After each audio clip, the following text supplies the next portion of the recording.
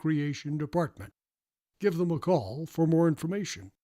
That's April 13th. Those are WGNS Good Neighbor events. Plaques, plaques, plaques. L&K Trophy has plaques. We have a wide assortment of plaques, lots of options in crystal, optic crystal. We sand carve on premises. We offer laser engraving on everything from acrylic to marble. L&K Trophy can etch crystal or glass. So if it's plaques you're looking for, come down to L&K Trophy. L&K Trophy House, 1115 Memorial Boulevard, just down from Smith Brothers Car Wash. The Wake Up Crew, weekday mornings, 6 to 7:50. WGNS, your good neighbor station. Rutherford County's place to talk.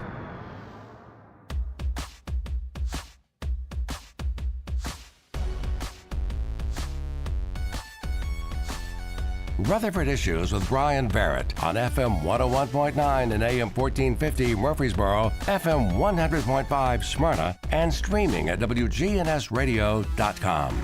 Rutherford Issues is powered by Middle Tennessee Electric.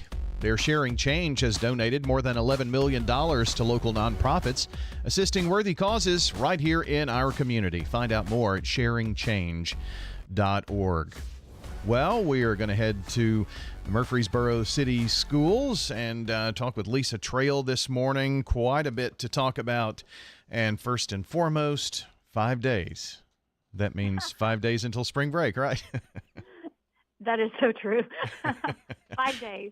Yeah, everybody is really looking forward to that spring break. I know everybody's been working really hard to get to this point. Absolutely. We are in our 28th week of school, and we have 36 weeks. So everybody is watching that calendar and making sure that we're teaching as hard as possible so our students go out the door just feeling great about themselves. And I guess right after or soon after spring break is testing time, right? It is, yeah. Yep.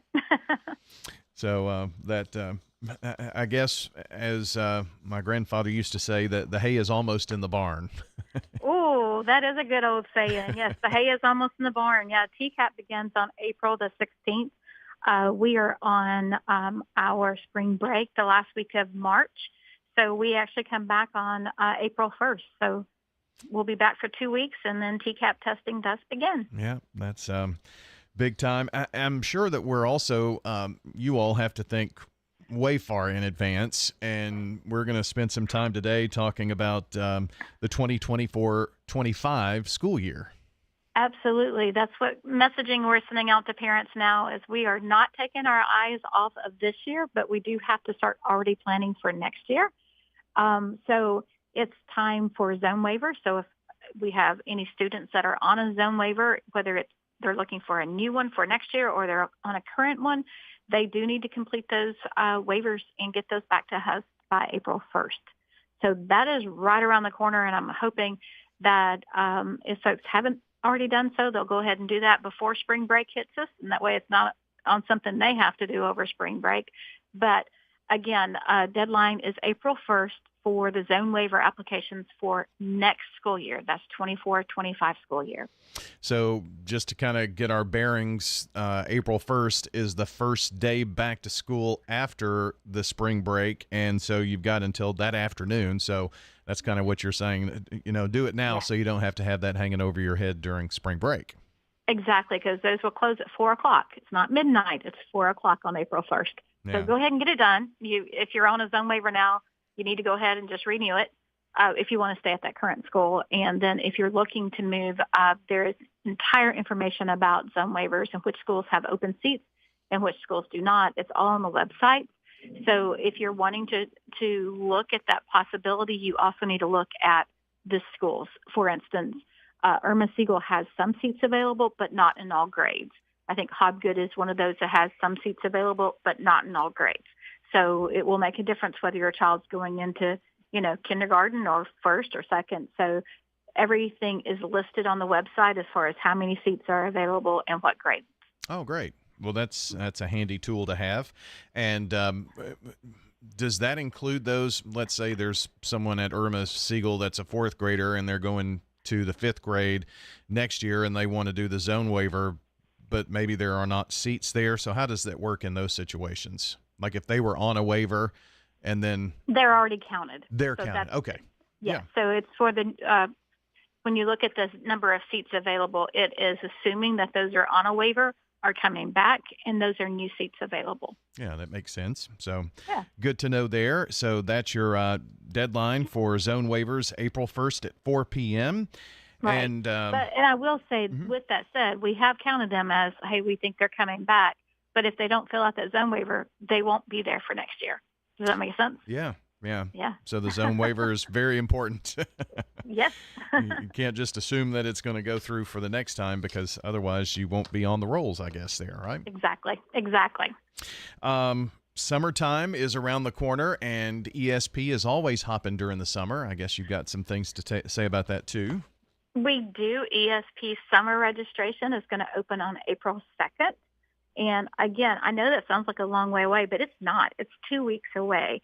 So if you are needing ESP for summer, it is a good thing to do is to go ahead and get on and register your child for your summer months. And again, that's April 2nd, and that's for summer school, not summer school, summer ESP. Summer ESP. All right. Mm-hmm. So keep that on your mind as well. That's April 2nd, so that's right after the spring break as well. So right. It's like we're coming back from spring break, and there's a lot of deadlines and a lot of openings. Now, April 2nd is not the deadline. That's the date it actually opens, so it will remain open. It's just a matter of it will fill up. There's limited seats, so it will fill up, and you need to go ahead and be preparing for that. And it also allows parents to know where their children, opening up this early, they'll know if they have to make different plans if they didn't have a seat at ESP. Okay. Good to know.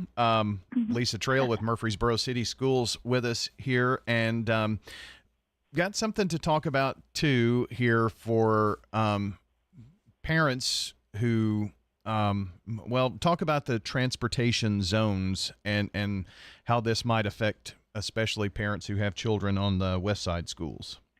The West Side, we are taking those parent responsibility transportation zones to 1 mile next year. So that was voted on by our school board members a couple of months ago, and I think we've said that enough that hopefully parents know that. But it is for Case and Lane Scales, Salem, and Overall Creek that the parent transportation responsibility zone is going to be 1 mile from the school this year. And they will be receiving more information about how they can utilize ESP. If they're working and they just can't take care of that, then ESPs will be available for them, and we'll work with them. Now, kind of help me understand. So this means those who have children that are in the schools that were mentioned that live within a mile, they are responsible for getting their child there. There will be no bus service, right?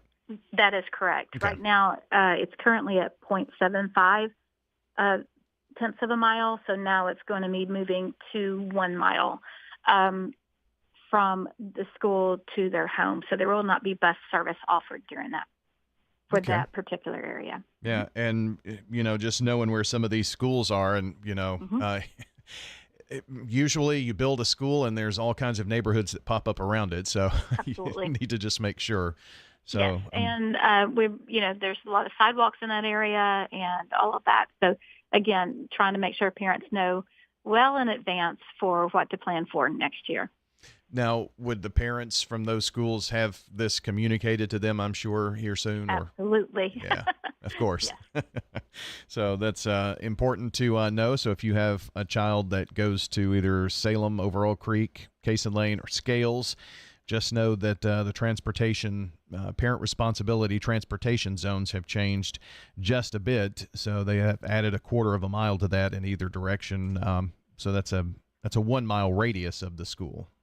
That's right. Yeah, very good. Lisa, what about student registration? What do we need to know about next school year? Well, we have so many things going on. We have pre-K registration starting. We have, again, kindergarten registration, kindergarten open house is going on. If you've got a child that's coming to our schools chances are it's a good time to go ahead and look at our websites or your school website so you know when the best time to get them registered or just to come in and see the school. Our kindergarten registration begins April 2nd and it will go through April 30th.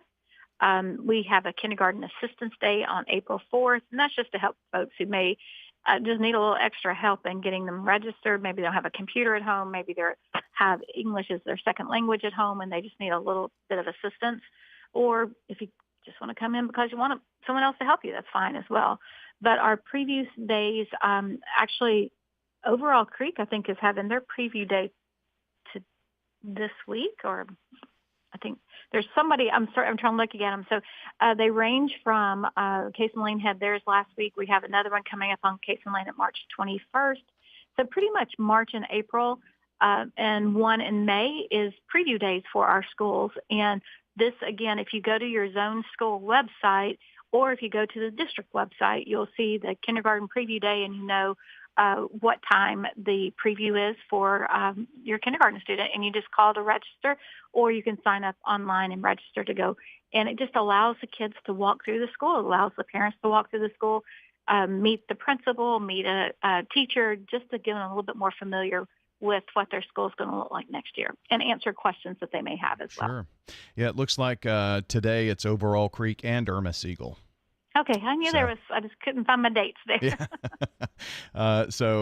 And I know that the parents would have known about that, but if you are looking at maybe your child going to Hobgood, you need to know that those times are available on April 8th, for instance. And I'm everything that we're talking about is on cityschools.net. I'm positive, right?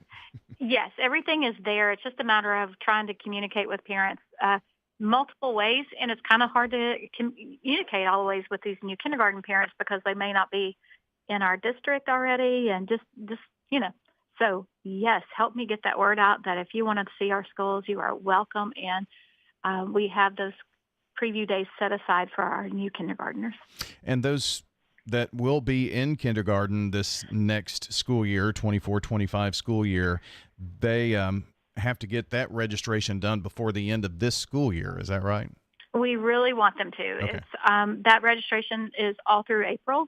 We really want you to go ahead and register your child for kindergarten so we can prepare the appropriate seating, with how many teachers we need to hire for that class, just so we know you're coming. The other part of it is once you register, you do get some lots of updates from the school district, things that you need to know to prepare for kindergarten, a really helpful newsletter for you. You'll find out about Kinder Camp and all of the things that ESP has to offer.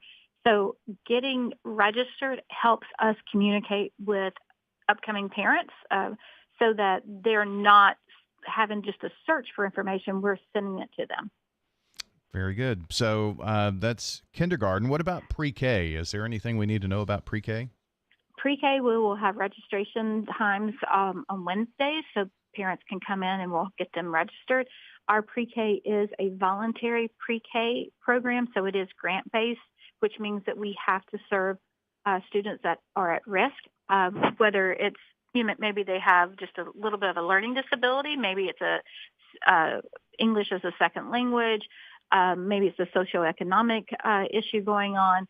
So those are the ones we serve and serve first. But pre-K registration is also going on, and it is also on our website. So again, if you are thinking your child is going to go to school next year, now's the time to be looking at the websites and keeping updated, or on our social media platforms as well. Yeah, that's very interesting information about pre-K. Now, is pre-K offered at all of the city schools? Pre-K is offered for any child that qualifies that lives within the city limit, but it is not at all of our city schools because we just don't have the capacity. Right. So, for instance, last year we opened Case and Lane Pre-K as a standalone facility. So that's the Pre-K that's really serving those West Side schools.